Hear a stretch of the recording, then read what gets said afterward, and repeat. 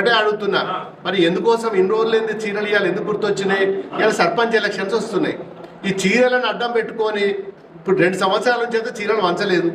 గతంలో మరి కేసీఆర్ గారు ప్రభుత్వం ఉన్నప్పుడు దసరాకు చీరలు పంచి మరి వారి కింద భోజనం పెట్టి సత్కరించి మరి ప్రతి పండుగకు ఒక ఆనవాయితీగా గతంలో చీరలు వంచే ఆనవాయితీ మరి మా ప్రభుత్వంలో ఉండే.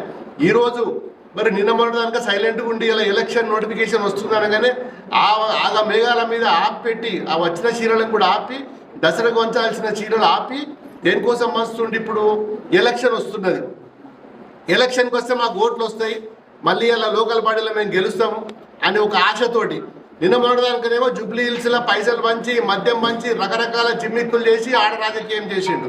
ఇవాళ ఊర్లలో కూడా చీరలు రాజకీయం చేస్తుండు తప్ప నిజంగా ఊర్లలో ఏం జరుగుతుందని చెప్పి ఏ ఒక్క రోజు కూడా ఎవరు కూడా మరి నేను ఇన్ఛార్జ్ మంత్రి గారు కూడా వచ్చిండు.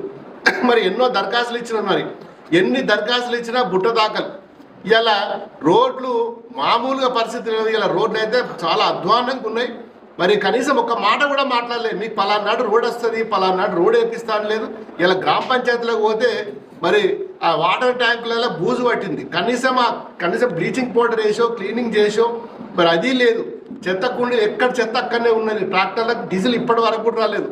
100 సార్లు మేము మొరబెట్టుకున్నా కానీ ఇచ్చే పరిస్థితి లేదు. ఓన్లీ రాజకీయాలు. ఇలా రోడ్లు మామూలుగా పరిస్థితి లేదు, ఇలా రోడ్లు అయితే చాలా అధ్వానంగా ఉన్నాయి.